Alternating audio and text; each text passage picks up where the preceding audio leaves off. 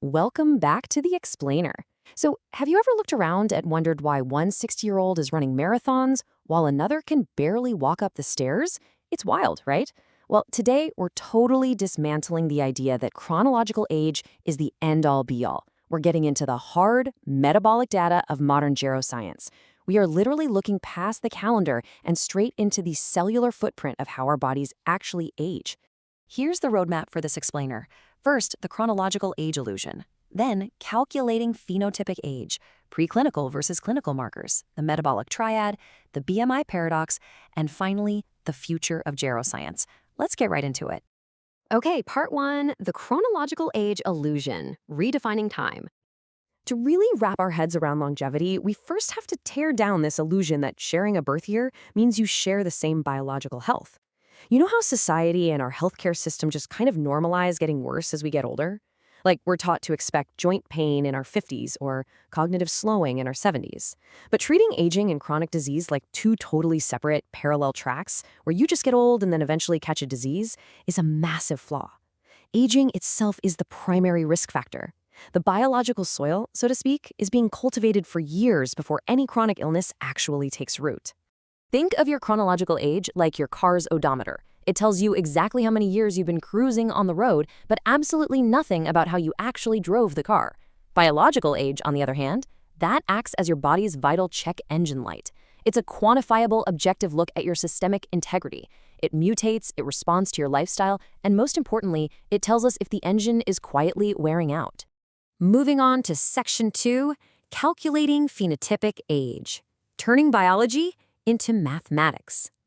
Now, what's absolutely fascinating here is how we can take this concept of biological age and turn it into pure, predictable math. And researchers didn't even have to look at complex, microscopic DNA. Instead, they took 9 routine clinical biomarkers, stuff you'd see on a totally standard blood panel. We're talking albumin, fasting glucose, red cell distribution width, and creatinine. Then they fed all these metrics from massive public health datasets straight into an AI.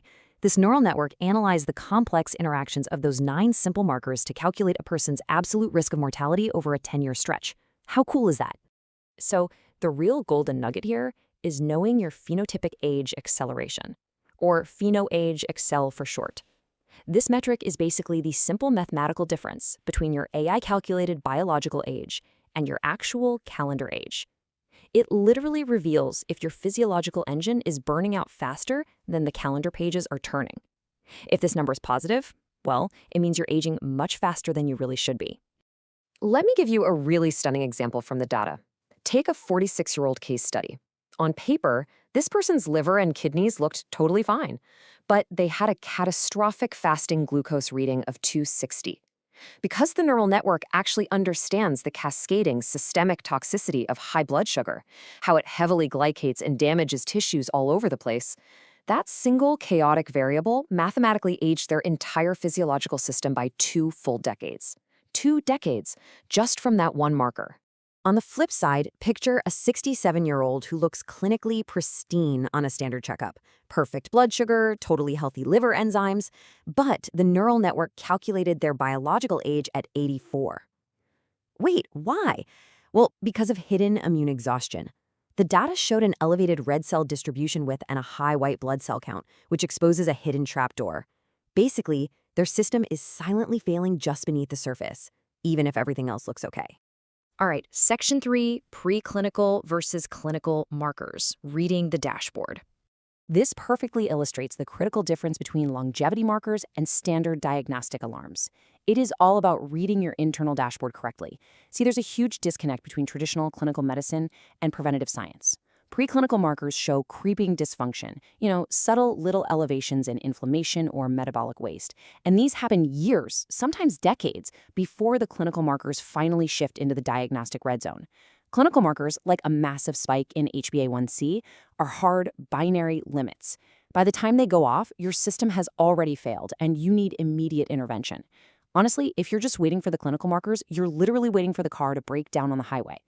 Which brings us to Section 4. The metabolic triad, the engine of decline. Diving deep into the metabolic engine room, we start to see that aging pathways are almost never isolated events. We aren't just dealing with one rogue protein here. We are dealing with massive, interconnected systems failing together. Usually, we're told to watch our BMI, manage our triglycerides, and avoid insulin resistance as if they're three completely separate problems. But the data forces us to look at them as a unified, interlocking mechanism. We have to view BMI, triglycerides, and fasting insulin as a synergistic triad driving biological decline. Like, if you have a perfectly acceptable BMI, but your triglycerides are elevated and your insulin is high, your mortality risk shoots up exponentially. This triad is the primary engine driving how fast you age.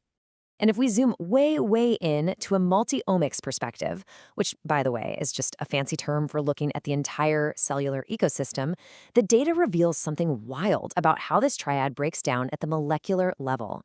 It turns out an accumulation of specific branched-chain amino acids in the bloodstream can physically and chemically jam up your insulin receptors. Think of insulin as a key trying to unlock a cell door to let glucose inside. Well, these elevated amino acids act like superglue in the keyhole. The key turns, but the door just stays shut, trapping all that toxic glucose out in the bloodstream. Okay, section 5, the BMI paradox, the illusion of appearance.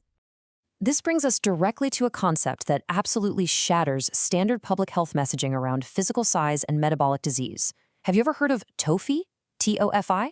It stands for thin outside, fat inside. The data highlights a deeply counterintuitive paradox here.